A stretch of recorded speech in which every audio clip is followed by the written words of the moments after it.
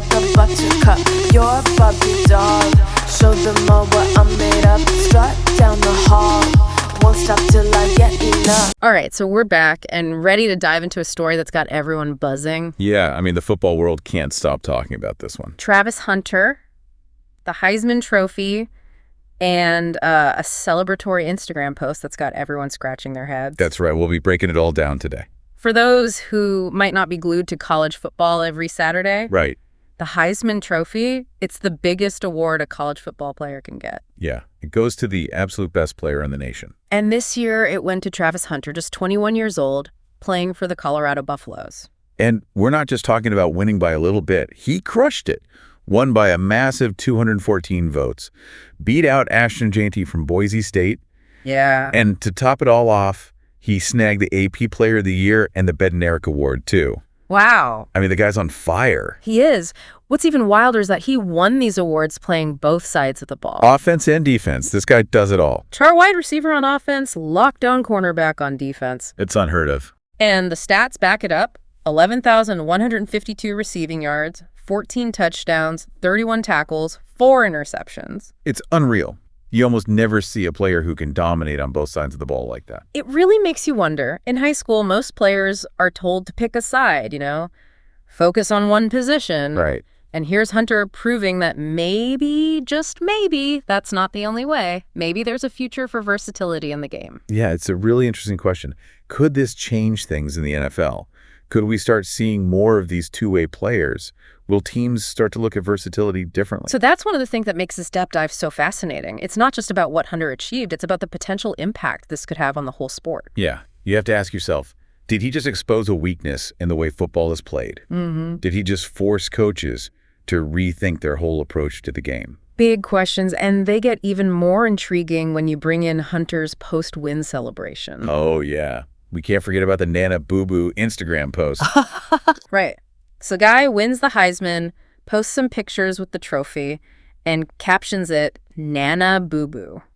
Simple, but man, did that set the internet on fire. The internet went crazy.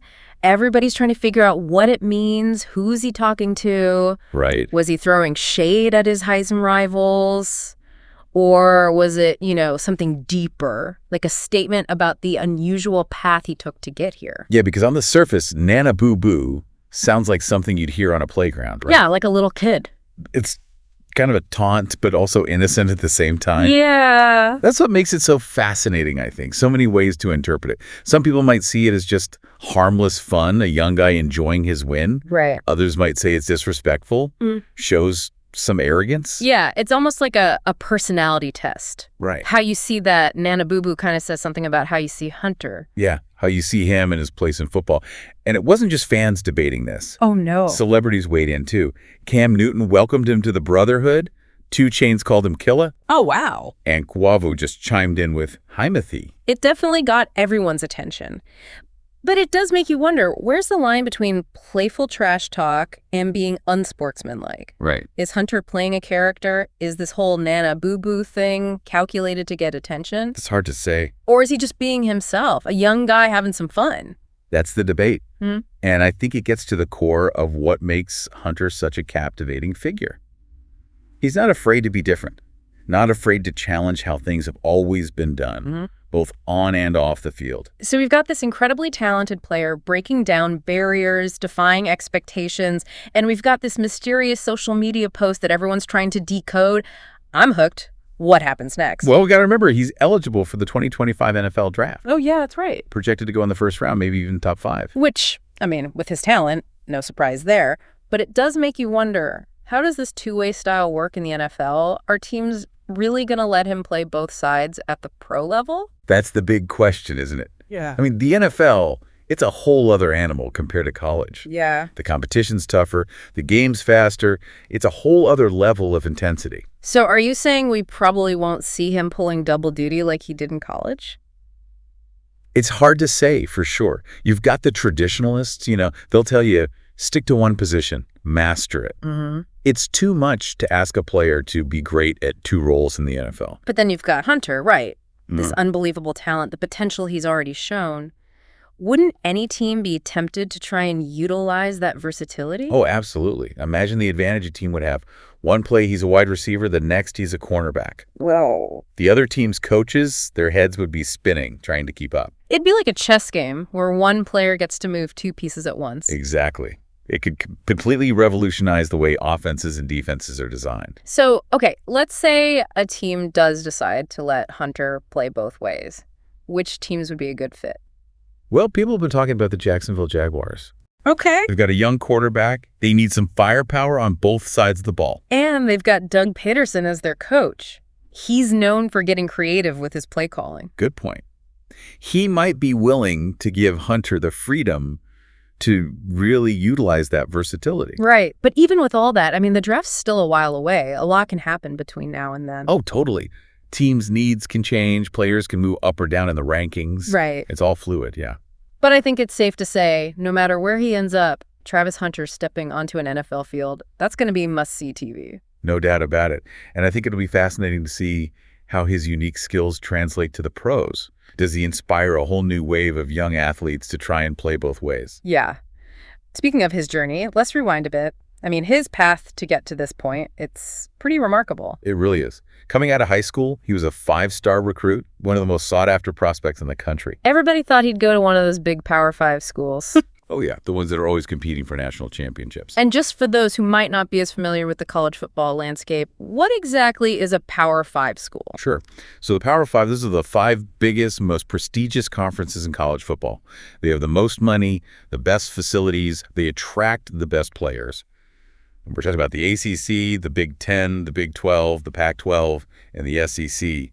Those are the powerhouses. So everyone's expecting Hunter to go to one of these football factories, and then he pulls a total surprise. He did. He chooses to play for Jackson State, Yeah, a historically black university. competing in the football championship subdivision, FCS. Right. And usually FCS schools, they're considered a step below the Power 5. So not really where you expect a 5-star recruit to end up. What made him choose Jackson State? Well, for one thing, their head coach was Deion Sanders, Prime time. the one and only, a legend, 2-time Super Bowl champion, Pro Football Hall of Famer. And just a larger-than-life personality. Oh, absolutely. And a guy who's passionate about developing young players. So Hunter saw a chance to learn from one of the best to ever do it. Yeah. But also, it felt like a statement. Like, you don't have to follow the traditional path to achieve greatness. Right, exactly. He chose Jackson State because he believed in Coach Prime's vision. He wanted to be a part of something special. And it looks like that decision paid off. It did. He excelled at Jackson State, honed his skills on both sides of the ball, and the whole country started paying attention. And then, when Coach Prime left Jackson State to take the head coaching job at Colorado, Hunter went with him. It's like a testament to their bond, I guess, their shared belief in what they could build together. It's crazy to think he could have taken that traditional route, gone to a Power 5 school, and probably still found success. Oh, I'm sure he would have. But he chose something different, a path that led him to Jackson State, to Coach Prime, and ultimately to the Heisman Trophy. It's a story about defying expectations, taking risks, and believing in something bigger than yourself. It really is. And it brings us back to that question we keep coming back to. Yeah. Is Travis Hunter just a glimpse of what's to come in football? Is he the future? It's definitely possible, right? Think about it. What if this whole thing inspires a new generation of players? What if we start seeing more and more athletes who want to excel on both sides of the ball? It would change everything, wouldn't it? I mean, for so long, we've been taught to think about football in terms of these really specific roles. Yeah. Offense, defense, special teams. Everybody has their place, their one area of expertise. Yeah, and I mean, there's a reason for that. The game's gotten so complex, so specialized, that it's hard enough to master just one position, at the highest level. Right, right. But then Hunter comes along and makes you wonder if those limits are all in our heads. Like maybe we've just gotten stuck in this way of thinking and it's holding the game back. It's like he's almost a throwback to an older style of football.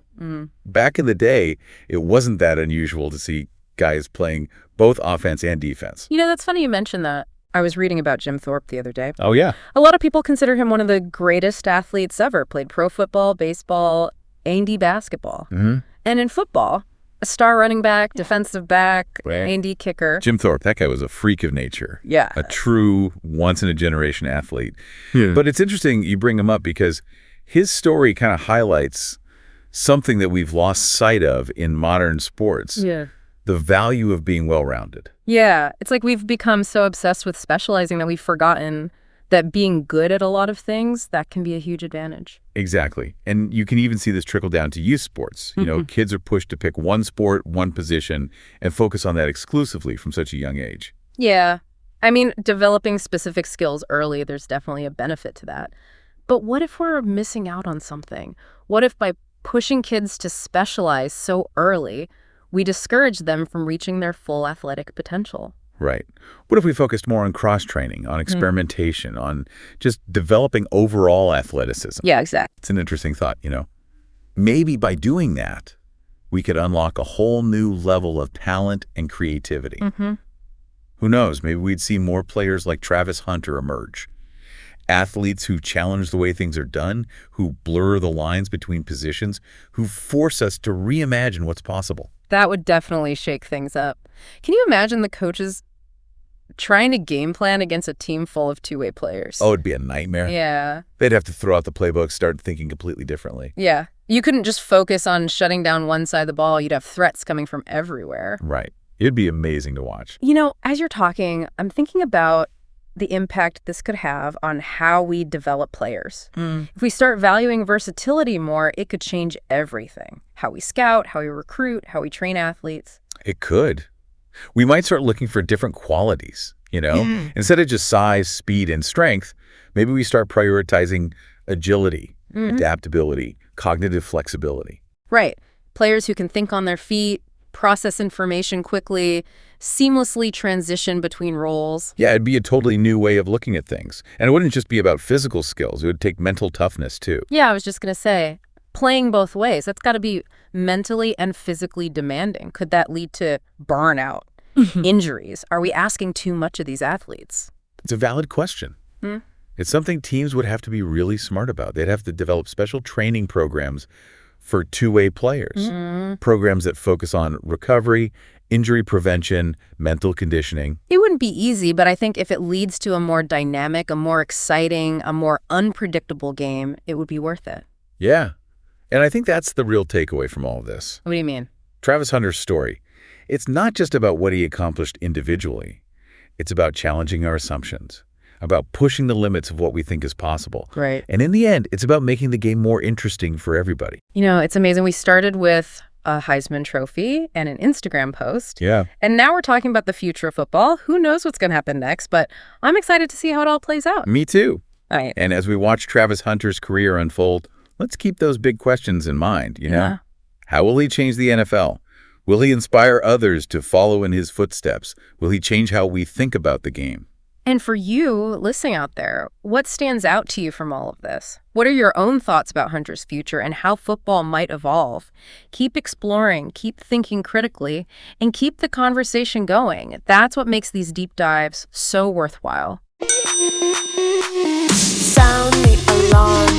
I'm coming up. We'll have a ball. I'm sweet like a buttercup. You're a Barbie doll. Show them all what I'm made of. Strut down the hall. Won't stop till I get enough.